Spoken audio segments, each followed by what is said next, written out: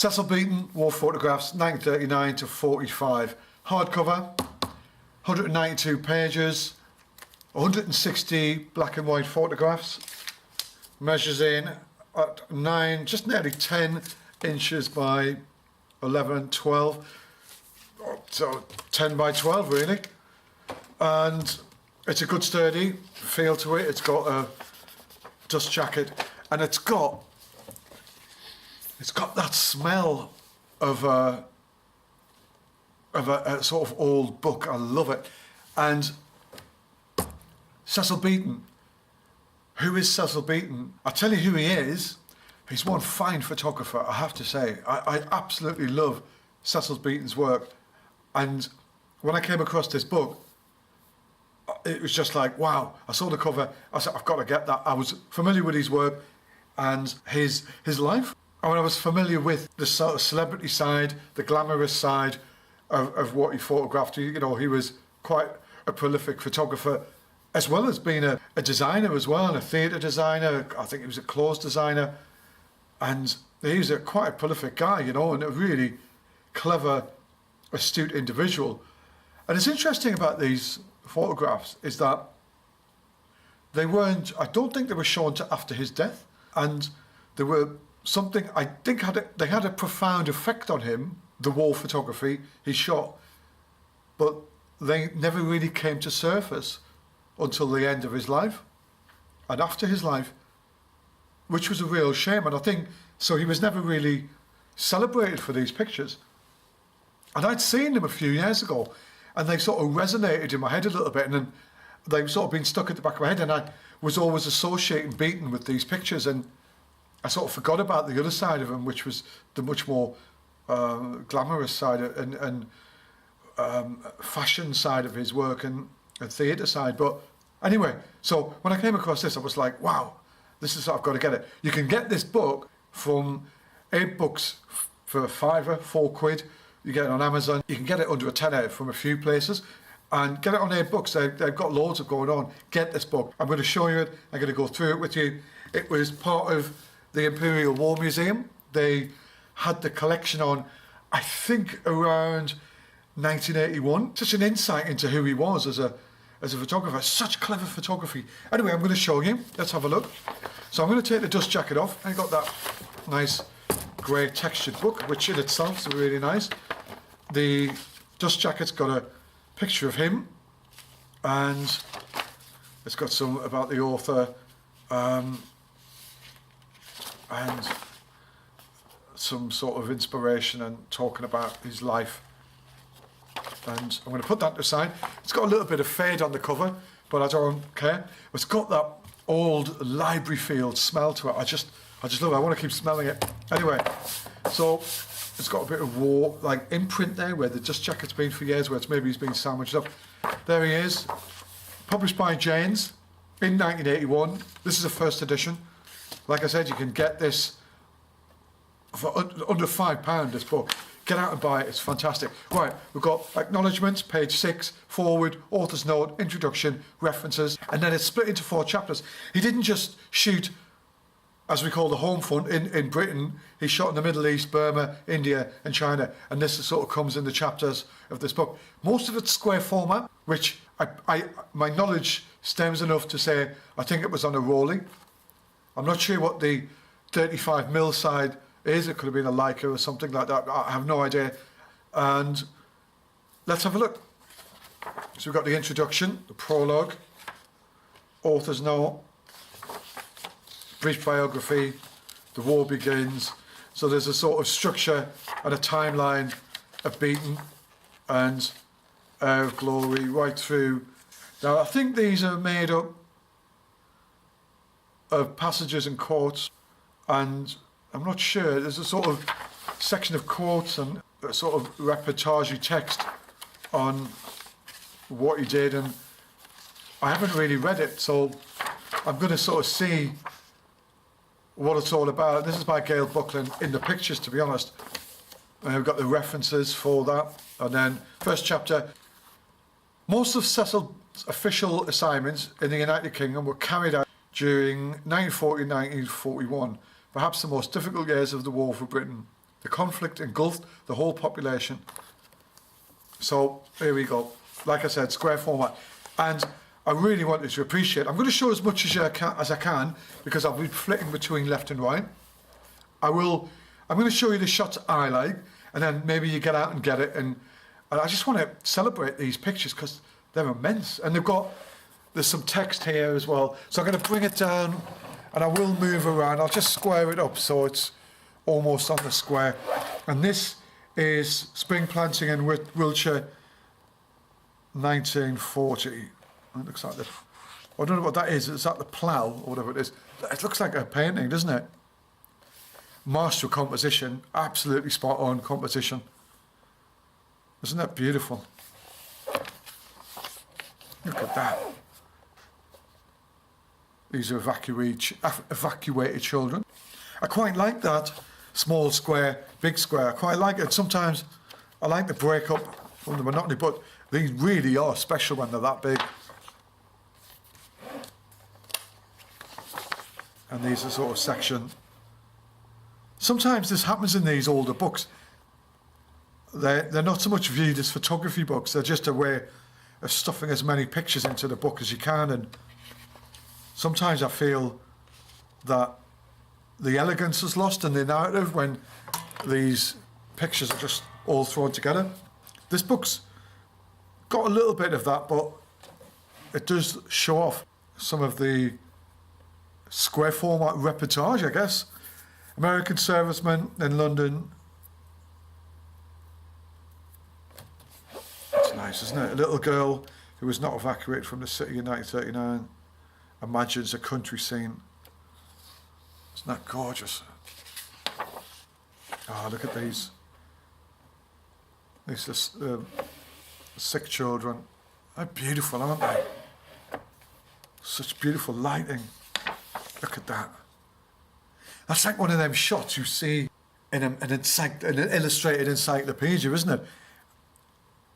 There's something very Peter Marlowe about that shot. It gives me a Peter Marlowe feel, and I'm sure Peter was inspired by Cecil Beaton's work as well. There's a little noise on this because when I move it, there's a little grating noise, and it's the book. It's quite a textured cover, so it grates on the stand I've got it on. This is the de Havilland Training School recruits, and this is Junior Airmen Learning. It's so beautiful. A pilot, isn't that amazing? I'll bring it up a little bit. Look at that. And you'd be proud of portraits like that. It makes me actually want to get out and get a rolling. So lovely. There's definitely, you can see, this is ahead of its time. Look at the exposure, look at it. Look at Peter Marlowe or somebody like that. I can see that the way it's tones and the way it's executed. I can just see there was definitely some influence, because this would have been out just before that big 90s splash of photographers going out, and it's interesting, isn't it? Got to have some influence on each other.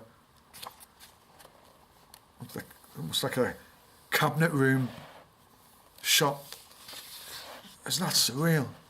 So this is waiting on a control tower and debriefing after an operation.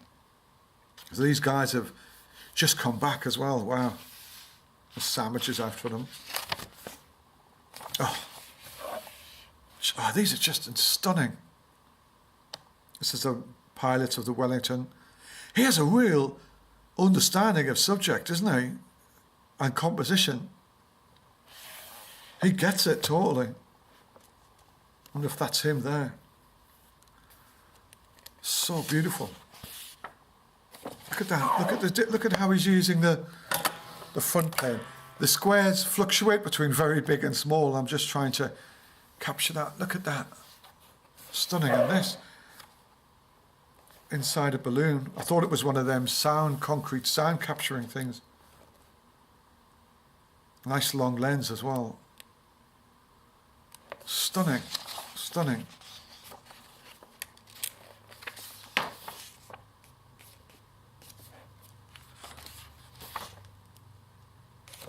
Look at them. This is a young sailor attending torpedo training. Looks like somebody from Russia, doesn't it? Actually looks like a German naval officer. This is in Portsmouth, HMS Venom. Look at that. A real celebration of this man's eye. This is stunning.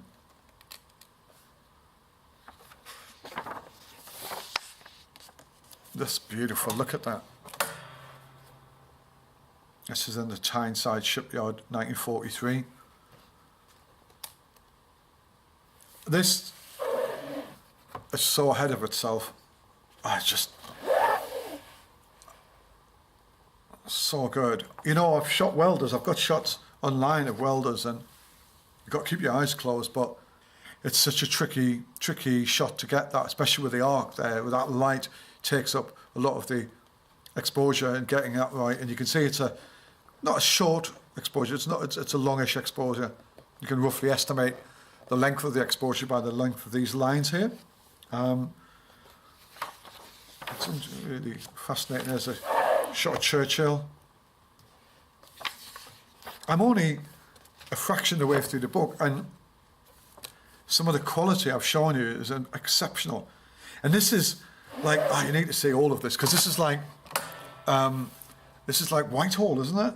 Downing Street. And this is sort of behind the scenes of Downing Street. It's fascinating. Royal family. It's fantastic. It's Lord Halifax, Queen Elizabeth.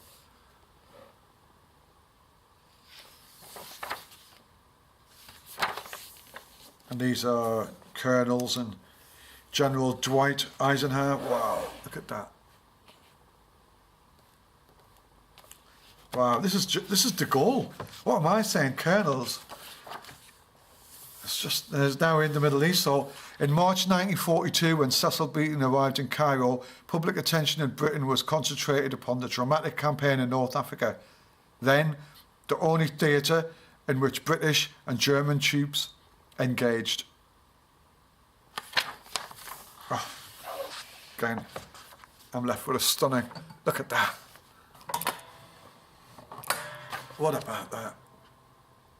He makes it look so easy. And it's square and he's looking down and it's not on his eye, it's just, as a man who's got great instinct. HMS Alexandra on the way to Sierra Leone.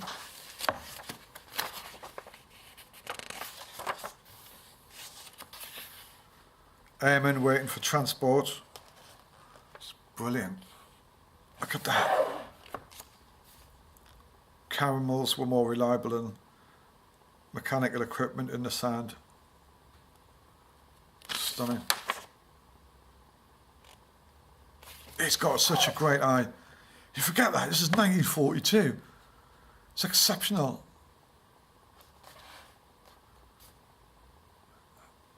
And he hasn't got the influences we have as the generations progress. He hasn't got them influences. He's setting the pace here, you know. Look at that. It's almost like, that reminds me like of a 1939 or 1930s shot from the FSA in America. And that, look at the positioning of the legs. He loved playing with the different planes in the fields. It's great portraits. Nice.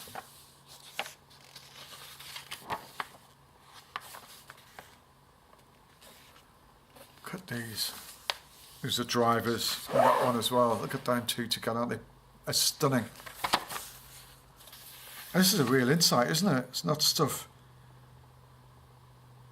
It's Matilda tank. It's not stuff you get to see. There's a lovely beauty to this. It's just like this. It's almost quiet and serene, and it's almost romanticizing war a little bit, isn't it?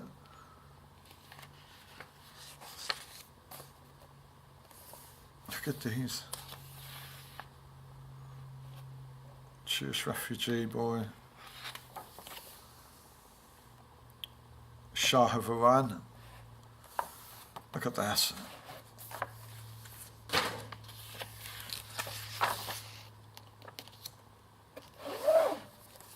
Look at that. Let's get down on that. A stupendous shot. That's in Lisbon. Kids chasing the chickens, I think, or guinea fowl. Burma and India. When Beaton visited the Burma front in January 1944, the Japanese High Command was making preparation for an advance into India. Since 1942, the Japanese and British forces had been locked in a vicious but inconclusive jungle war on the remote India-Burma frontier. A Gurkha soldier transporting a wounded man on his back through the jungle. Our unsung heroes, aren't they? Gurkhas. Oh, look at that. Look at the light. Look at the composition. Look at the layers. Look at the things going on. Just fantastic. Man is sleeping.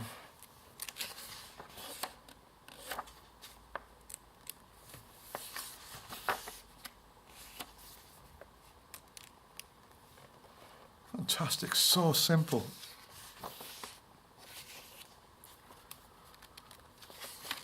See some stalkers and the master of the sloop. A clerk pointing to charge of military training.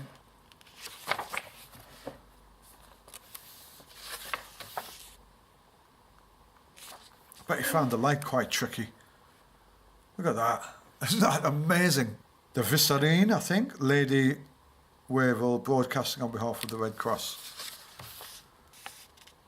There's Lord Mountbatten, what a shot. And General Sir Claude Auchinleck, the Chief Commander of the Indian Army.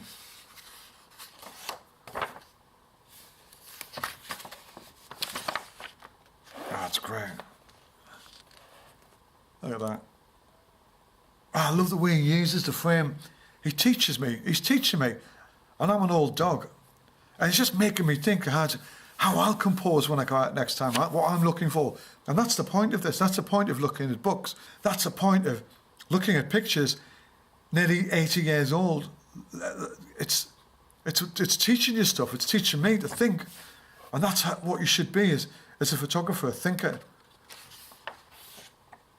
I'm learning. It's just obscenely brilliant. Look at that. Look at that.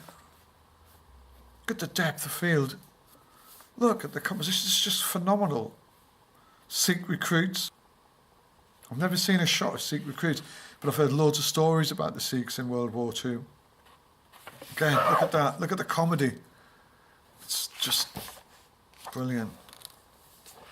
Lovely portrait.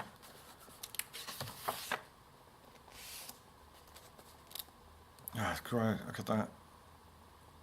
School in Bengal. Oh, let's come down on that. These are phenomenal. Look at the use of light. Look at that. Bit of sort of Rembrandt lighting, short side light. It's just, and here, well, that shot was the British Army. It's just to show an Indian nurse how to tie up a doctor's mask. And this is Lieutenant from Ashley convalescing in Bombay Hospital. Oh, that's Doreen Lawrence, I think, an actress. Can you imagine that, sitting having a fag in a hospital now? Mad. Oh, what a shot. Red Cross mobile tea wagons in Calcutta Airport. The soldiers drink tea. Wow. What a shot. That's just superb. Actually looks like the poster itself. China. That noise again, I said it's the texture of this book. It's fantastic. China. Japan had invaded China in 1937. By the end of the following year, had occupied the whole of the eastern seaboard, forcing the nationalist government under Chiang Kai-shek to retreat inland to Chongqing. Oh, wonderful. The young Chinese soldier in training as a commando. Again, look at the beauty. Chinese police. He really can use backdrops, can't he? And a lot of photographers can't use backdrops and can't use walls. And it is tricky when you're incorporating things heavily in the foreground. But he likes frames, he likes to construct. Lieutenant General Adrian Canton de Wyatt. He was Mr. Churchill's special representative. Shot and a half that, look at that. Packing cigarettes. Oh, it's great, isn't it?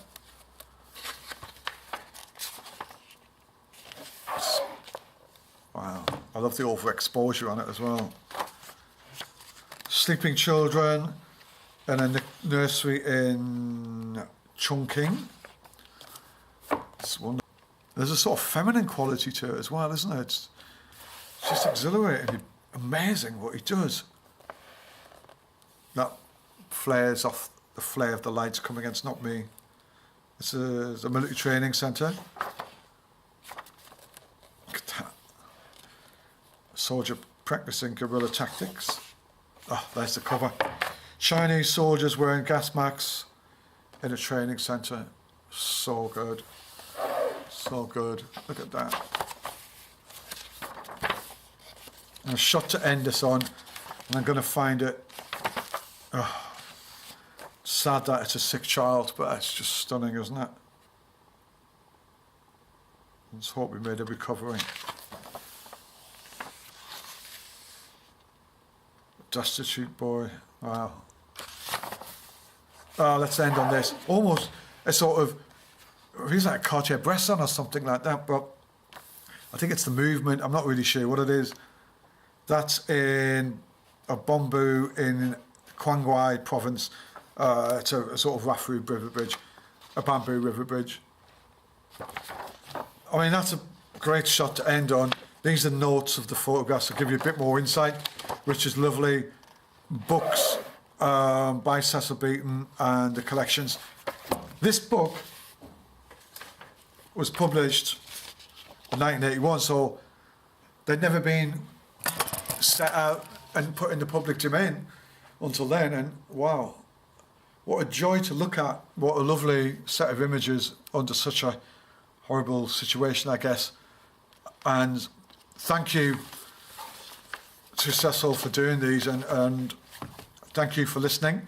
I hope I made some sense of it. Get out and get this book. It's phenomenal. It's beautiful. Thank you for subscribing to the channel. Please keep watching, share the videos. Thank you to Olympus for your camera support. Thank you to everybody. Cecil, may you rest in peace. What an amazing individual. What an amazing contribution you made. What an amazing photographer. Thank you.